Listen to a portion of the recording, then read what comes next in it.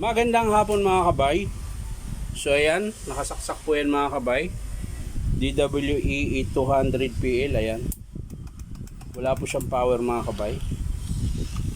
Ayan. So ayan mga kabay, samahan nyo ako para malaman natin kung ano sira. So ayan mga kabay, nabuksan ko na po yung screw. Unahin natin dito mga kabay. Ayan. So ayan mga kabay, wala na po siyang carbon. Ayan. So hugutin na natin ito mga kabay. Ayan mga kabay. So hindi ko na chine-check yung wiring niya mga kabay kasi buo pa naman. Ayan. Nakita ko kasi kagad. Ayan mga kabay.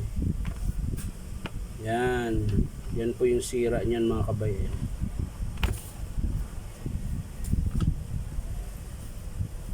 So madali lang to mga kabay. Ayan mga kabay, papakita ko sa inyo kung ano yung sira. Ayan. Ayan po. Ayan.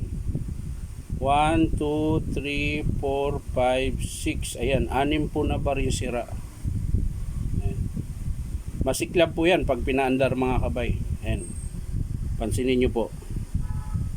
Iba po kulay dito. Ayan. Kumpara mo dito. Ayan. Ito good to na bar. Ayan, makintab. Tsaka pantay yung kain. Pagdating dito mga kabay, ayan. Ayan. Yan po yung sira niyan mga kabay. So ang papalitan niyan mga kabay, carbon brush syempre. Yung peel coil niya mga kabay, okay pa. Ayan. Titingnan natin to, yung spring niya, kung matigas pa ba. Ayan. Ayun, sira din yung brush holder mga kabay. Ayan. Ayan po, nalusaw po siya, tabingi. Ayan. So yung switch niya mga kabay, okay pa. Ayan. Kakabit lang natin yung ano. Ayan, okay pa po yan. So yun lang po talaga mga kabay. Kahit sa gear mga kabay, titingnan natin, sisilipin natin, wala rin. Buo pa rin yung gear mga kabay. Ayan mga kabay, buo pa, wala pa pong bungi yan.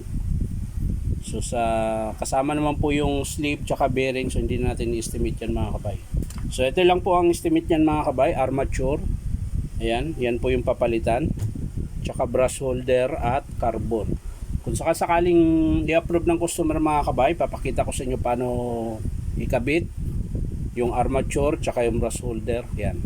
So ngayon, hindi ko muna ipapakita dahil hindi pa naman siya in-approve. So yan lang po mga kabay, maraming salamat. Bye bye.